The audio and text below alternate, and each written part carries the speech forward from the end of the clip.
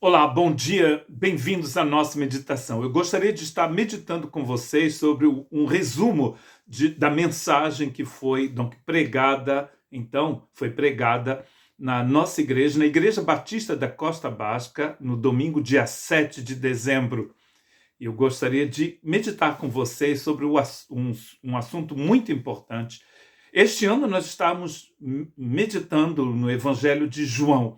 Durante o ano todo, todas as pessoas, aproximadamente 10 pessoas, pregam em nossa igreja, homens e mulheres, e este ano, de janeiro até agora, estamos pregando no Evangelho de João. Eu gostaria de voltar ao início deste Evangelho, no capítulo 1, para falar sobre Jesus, o Verbo eterno que se fez carne. João capítulo 1 começa assim: no princípio era o Verbo, e o Verbo estava com Deus, e o Verbo era Deus. No princípio. Isso nos faz voltar, então, à eternidade atemporal que aparece no livro de Gênesis. Porque Gênesis capítulo 1, verso 1, começa assim: no princípio, Deus criou os céus e a terra. Da mesma forma que João começa, então, o seu evangelho. No princípio era o Verbo, no princípio, Deus criou os céus e a terra. O que João, na verdade, está querendo dizer, quando ele escreve no princípio era o Verbo, ele está querendo dizer o seguinte: quando o princípio começou, o Verbo já existia. Quando o princípio começou, o Verbo já existia. Ninguém fala que o princípio começou, mas era exatamente isso que o João estava querendo dizer. A ideia é que o Verbo existia antes da criação e até mesmo antes do tempo. E João deixa bem claro aqui que o Verbo não é apenas o começo, mas o começo do começo. O Verbo é o começo do começo. Ele estava lá no princípio, antes que qualquer coisa existisse. É por isso que ele está dizendo: era o Verbo. No princípio era o Verbo. O Verbo teve um começo? É uma pergunta que poderia ser feita. Então João vai responder: não, porque se voltarmos a qualquer começo, o Verbo já existia. Torna-se imediatamente, então, evidente, na visão de João, que o Verbo não é outro senão Deus, o ser autoexistente. E é o teólogo Trent que diz isso. O Verbo não é outro senão Deus, porque o Verbo é um ser autoexistente. Antes que o começo começasse, tivesse início, o Verbo já existia. Você já deve ter ouvido falar do Concílio de Nicéia, que aconteceu em 325. Inclusive, este ano estamos comemorando os 1700 anos do Concílio de Nicéia, que foi celebrado aqui na Europa, em várias igrejas, em várias denominações, não só protestantes, mas também evangélicas claro, a Igreja Católica comemorou este ano os 1700 anos do Concílio de Nicéia, que aconteceu na Ásia Menor, na atual Turquia. O Concílio de Nicéia foi em 325 e o que seguiu foi o Concílio de Constantinopla em 385. O Concílio de Nicéia começou no dia 20 de maio e terminou no dia 25 de julho. Então, durante 2 meses, esse concílio, que foi o primeiro concílio universal do cristianismo. Por que o Concílio de Nicéia foi estabelecido? O Concílio de Nicéia foi organizado pelo imperador Constantino, que percebeu, após ter ouvido falar do que nós chamamos de heresia ariana, ele então convocou este concílio, que foi principalmente reunir bispos da parte oriental do império. O Ário, que foi um padre, um líder da igreja de Alexandria, no Egito, estava dizendo o seguinte: o Filho não é eterno, foi criado pelo Pai. Ele não é Deus da mesma forma que o Pai. Então, este concílio foi convocado porque esta declaração do Ário de Alexandria estava criando uma grande divisão no cristianismo da época. E o império temia, por razões políticas e possivelmente econômicas também, temia que uma grande divisão do cristianismo no Império Romano ia causar grandes danos para o império. Porque o império estava se tornando, entre aspas, cristão, porque o imperador se converteu ao cristianismo. Então, este concílio foi de uma extrema importância para o cristianismo da época e para o cristianismo de hoje, porque até hoje nós declaramos o concílio de Nicéia, Constantinopla, como sendo uma base, um resumo, na verdade, da fé cristã, do que o cristianismo crê. E se você ainda não ouviu o início do credo, que foi, na verdade, o documento final desta reunião que durou 2 meses, a princípio, em Nicéia, e depois ele foi completado, principalmente a parte que fala do Espírito Santo. Porque depois houve uma outra controvérsia, a primeira controvérsia com o Filho, depois uma outra controvérsia com o Espírito Santo. A parte que nos concerne hoje é a primeira parte do credo. Creio em um só Deus, o Pai Todo-Poderoso, Criador do céu e da terra, do universo visível e invisível. Creio em um só Senhor, Jesus Cristo, o Filho unigênito de Deus, nascido do Pai antes de todos os séculos. Deus de Deus, luz da luz, Deus verdadeiro de Deus verdadeiro, gerado, não criado, consubstancial ao Pai, por meio dele todas as coisas foram feitas. Jesus é gerado e não criado. E o credo está dizendo que ele é consubstancial ao Pai. Isso que significa que Jesus compartilha da mesma natureza divina. Então, ainda hoje, você pode, né, talvez na sua igreja você não declame o credo de Nicéia, Constantinopla, principalmente essa primeira parte que vem de Nicéia, de 325, do ano 325, esta parte é muito interessante, porque ela declara que o Filho é consubstancial com o Pai, para combater a heresia do Ário, que dizia o contrário. Então, o significado, a importância dessa declaração para nós ainda hoje, que declaramos que Jesus é o Filho de Deus da mesma natureza que o Pai. É o que João está dizendo. Inclusive, esse texto de João, a epístola de Paulo aos Colossenses, vai ajudar na criação deste credo cristão. Por que João vai utilizar a palavra verbo, que vem da palavra logos, em grego, no grego, que era utilizado na época de João, que era falado no Império, em grande parte do Império Romano, inclusive na Palestina. Era a língua que era utilizada naquela época. O povo falava geralmente, os judeus falavam geralmente aramaico, né? Mas a língua franca era o grego, por isso que o Novo Testamento foi escrito nesta língua. Por que o João vai utilizar esta palavra? Não é assim claro, inspirado pelo Espírito Santo, mas não sei se você já percebeu que a Bíblia vai utilizar uma linguagem que o povo entende. Quando você lê Apocalipse hoje, você não entende tudo, porque Apocalipse vai utilizar uma linguagem simbólica que era entendida naquela época, que a gente não entende hoje. Por isso que você tem que ler o livro, ler textos do Antigo Testamento, Isaías, por exemplo, para entender a mensagem de Apocalipse, sabendo que a palavra Apocalipse quer dizer revelação. Inclusive, na Bíblia inglesa, eles traduziram a palavra e o livro se chama Revelation. É a revelação de Jesus Cristo. Inclusive, um dos livros que mais afirma a divindade de Jesus, com o Evangelho de João, por exemplo, e a Epístola de Paulo aos Colossenses. Por que, então, que João vai utilizar esta palavra, o verbo, ou logos em grego? No princípio era o verbo, ele diz. Então, o verbo traduz o termo grego antigo logos, como já disse, e a ideia do logos tinha raízes profundas e ricas, tanto no pensamento judaico, quanto, é claro, no pensamento grego. Os rabinos judeus frequentemente se referiam a Deus, especialmente em seus aspectos mais pessoais, usando o termo a sua palavra. Falavam do próprio Deus como sendo a palavra de Deus. Por exemplo, em algumas antigas traduções hebraicas do Antigo Testamento, no livro de Êxodo, capítulo 19, verso 17, está escrito: Moisés conduziu o povo para fora do acampamento ao encontro de Deus. Em algumas versões mais antigas está traduzido assim: Moisés conduziu o povo para fora do acampamento ao encontro da palavra de Deus. Porque na mente dos judeus antigos, a expressão a palavra de Deus podia se referir ao próprio Deus. Quando eles queriam falar de Deus, eles falavam da palavra de Deus. E os filósofos gregos viam o Logos como a força que dá sentido ao mundo, aquilo que torna o universo ordenado em vez de caótico.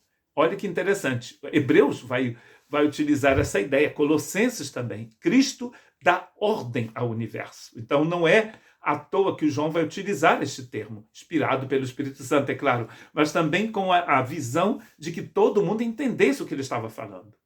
O Logos era o poder que estabelecia a ordem perfeita do mundo e mantinham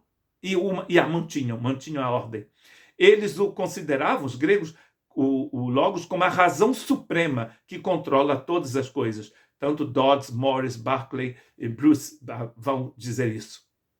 Então, o Logos é a razão suprema. Você deve saber que, você sabe, né? Se você estudou, você sabe que a Lua é um satélite do planeta Terra, que está girando em torno da Terra. A Terra, com a Lua, está girando em torno da estrela, a nossa estrela, que nós chamamos de Sol em português. The Sun em inglês. Le Soleil em francês. Então, esse Soleil é a nossa estrela, a estrela que permite que a gente tenha vida neste planeta por causa da luz, da energia que ela nos dá. Ora, este Sol, com todos os planetas e seus satélites e todos os asteroides que estão correndo em volta do Sol, com todas as nuvens de gases que fazem parte do nosso sistema solar, todos os cometas que fazem parte do nosso sistema solar, tudo isso, com a estrela, estão correndo em direção do centro da galáxia. O que o Logos faz é o que o Logos faz com que haja um equilíbrio no universo. É assim que os gregos criam, mesmo que eles não sabiam daquilo que a gente sabe hoje, né? De todo esse movimento das estrelas. Quando você vê uma estrela no céu, parece que ela está parada, mas ela está correndo a uma velocidade incrível. Mas ela está tão longe que você a vê parada, mas ela não está parada. Nada está parada no universo. Tudo está correndo. Inclusive, as galáxias também estão correndo, né? As menores em torno das maiores e um grupo de galáxias grandes e pequenas em torno de uma outra coisa que eles nem sabem direito o que é. Então, o Logos é essa força que mantém um equilíbrio. Então, logo na abertura de seu livro, o João está dizendo tanto aos judeus quanto aos gregos, porque inclusive esse livro foi escrito em grego, durante séculos vocês falam, pensam e escrevem sobre o verbo, o Logos. Agora eu vou lhes dizer quem ele é. Ele se chama Jesus, o Filho de Deus. É a mensagem maravilhosa de João. O Logos que organiza o universo, que faz com que o universo permaneça neste equilíbrio que eu acabo de descrever para vocês, esse Logos de João se chama Jesus. Então, João usou o termo que, com diversas nuances e significado, era de uso comum em toda parte no Império Romano. Ele podia contar com todos para compreender o seu sentido essencial. É o que está dizendo Morris, um teólogo. Essa palavra já usada para ajudar os homens a conceber a relação de Deus com o mundo, João a toma para designar o revelador do Deus incompreensível e invisível, nos diz o teólogo Dodds. O verbo era Deus e estava com Deus, ele está dizendo. No princípio era o verbo, e esse verbo estava com Deus e era Deus. Com essa declaração, João está estabelecendo os fundamentos essenciais de nossa fé. Como eu disse, falando de Niceia, Constantinopla e do credo que foi criado durante estes 2 concílios. Afirmando que Jesus é o Filho de Deus. Antes que o tempo existisse, antes que a criação fosse criada, ele já estava lá. E a lógica de João é a seguinte: existe um ser chamado o Verbo. Esse ser é Deus, pois ele é eterno, ao dizer no princípio. Esse ser é Deus, pois é claramente chamada de Deus. O Verbo era Deus. Ao mesmo tempo, este ser não esgota tudo que Deus é. O Pai é uma pessoa distinta do Verbo. O Verbo estava com Deus. Assim, o Pai e o Filho, aqui chamados de Verbo, são ambos Deus, mas distintos em pessoa. O Pai não é o Filho e o Filho não é o Pai. No entanto, ambos são Deus, com o Espírito Santo, formando um só Deus em três pessoas. Porque hoje nós não vamos falar do Espírito Santo, só do Verbo. Mas o Pai, o Filho e o Espírito Santo são vistos como pessoas distintas e os três definem o que nós chamamos de Deus. O Verbo estava com Deus. Esta preposição implica um relacionamento, uma comunhão e, portanto, uma personalidade distinta.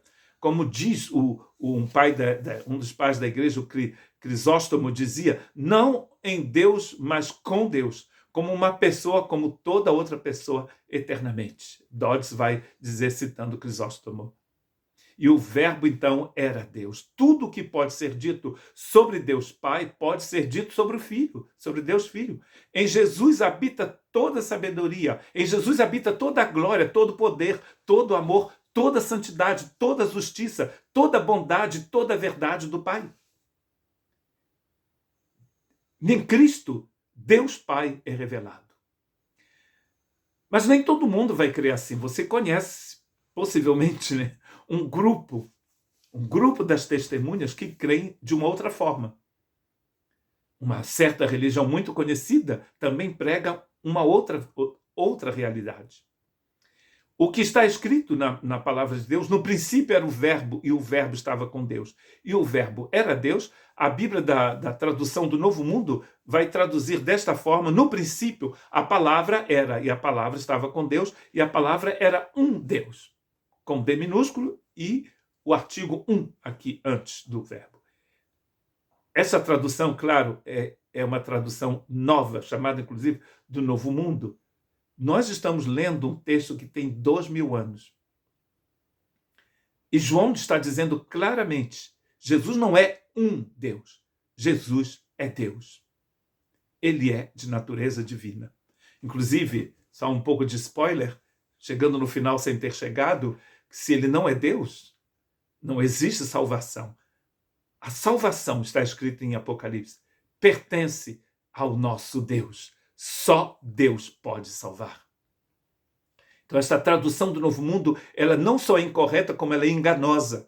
E o argumento deles é que, como a palavra de Deus aparece sem artigo no grego, deveria ser traduzida como um Deus. É o que eles estão, e outras coisas que eles vão dizer também. Mas o meu alvo aqui não é falar mal de testemunha disso, nem de testemunha daquilo, mas é de pregar aquilo que a palavra de Deus nos ensina. A obra e a natureza do Verbo, todas as coisas, está escrito, todas as coisas foram feitas pelo Verbo, e sem o Verbo, nada do que foi feito se fez. No Verbo estava a vida, e a vida era a luz dos homens. A luz brilha nas trevas, e as trevas não a dominaram. Ou seja, traduzido em muitas versões, não a compreenderam. Mas compreender aqui é a tradução de uma palavra do verbo que quer dizer dominar. Nada pode dominar o verbo. As trevas não podem dominar o verbo, porque o verbo é a luz do mundo. Todas as coisas foram feitas por meio dele. O verbo criou todas as coisas. Todas as coisas que foram criadas por ele. Ele é, portanto, um ser que não foi criado. Como escreveu o apóstolo Paulo em Colossenses capítulo 1, verso 16, pois nele foram criadas todas as coisas nos céus e na terra, as coisas visíveis e as coisas invisíveis, os tronos, as soberanias, os poderes e autoridades. Tudo que foi criado por meio dele e para ele. Colossenses 1,16. Não só por ele, mas também para ele. Para ele são todas as coisas. Todas as coisas pertencem a ele. E aqui ele vai citar 4 realidades que também são citadas por ele, com nomes diferentes, na epístola que ele escreveu à igreja de Éfeso. Aqui em Colossenses, elas são chamadas de tronos, soberanias, poderes e autoridades, utilizando nomes políticos aqui, nomes de poder. É a mesma coisa que Paulo vai fazer escrevendo aos Efésios.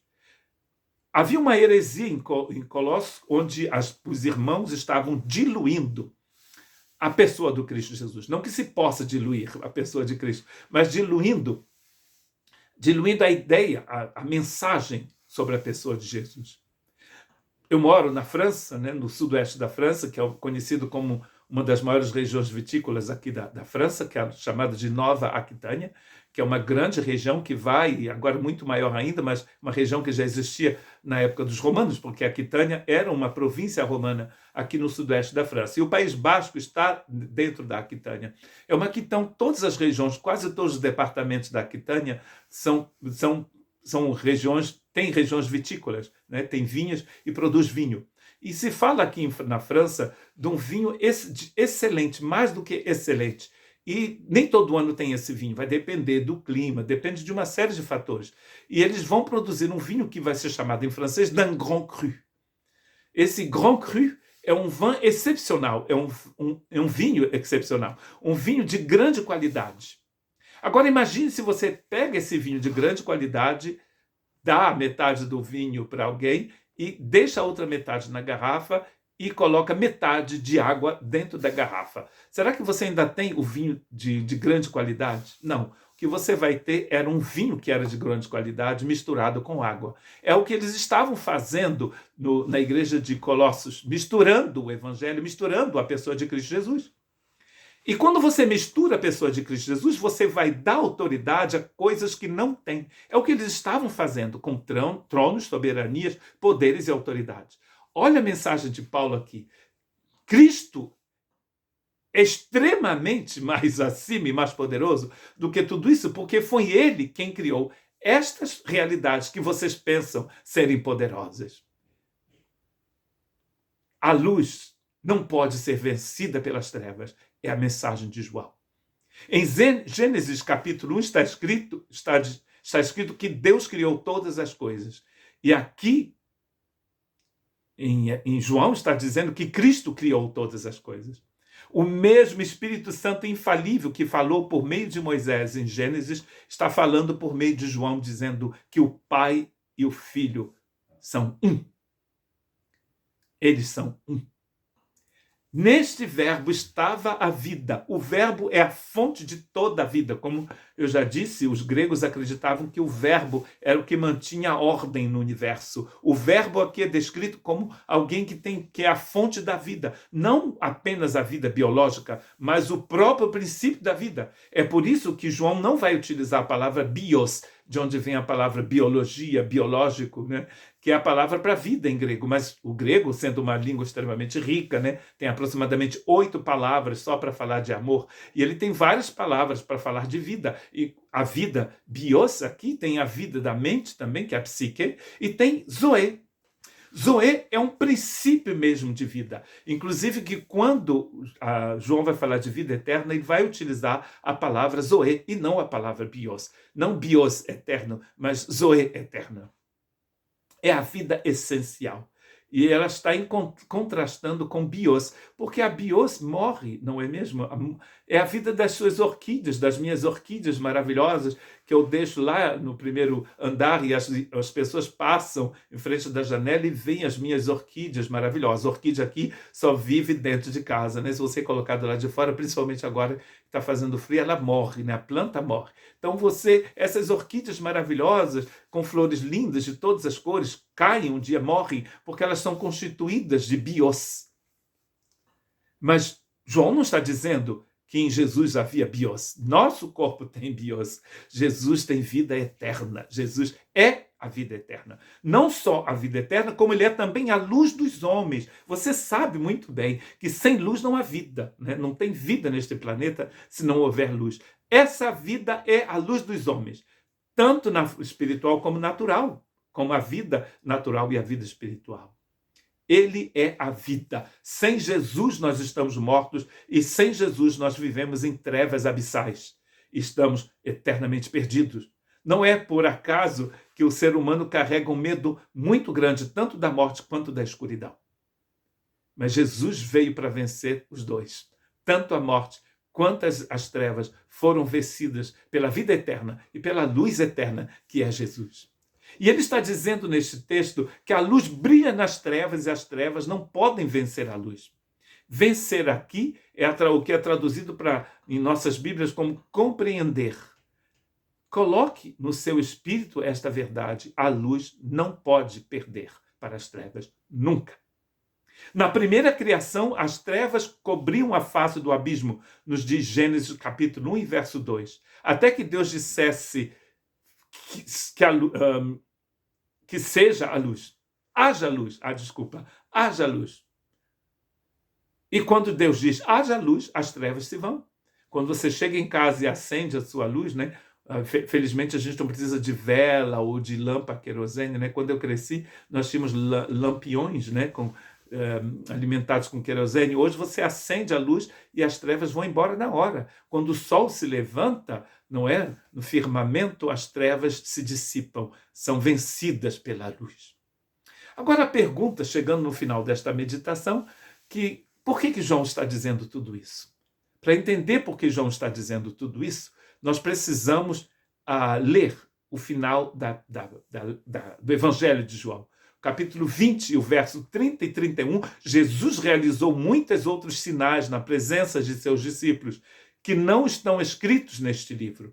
Estes, porém, foram escritos para que vocês creiam que Jesus é o Cristo, o Filho de Deus, e para que, crendo, tenham vida em seu nome. É por isso que João está dizendo que ele é o verbo criador de todas as coisas, o verbo que dá vida, o verbo que é a luz do mundo. Por quê? Porque, crendo em Jesus, você também recebe a vida eterna. Você vai escapar à morte, como diz também João em João 3,16. Porque Deus amou o mundo de tal maneira que deu o seu Filho unigênito, a fim de que todo aquele que nele crer não pereça, mas tenha a vida eterna.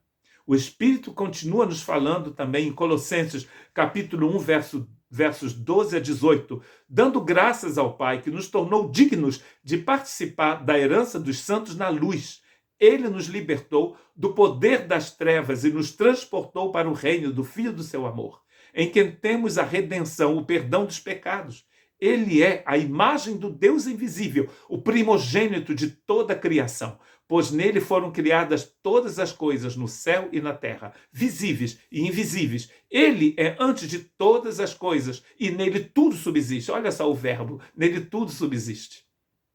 Cristo é a cabeça do corpo da igreja, é o princípio do primogênito dentre os mortos, para que em tudo tenha a primazia. Para que em tudo ele tenha primazia.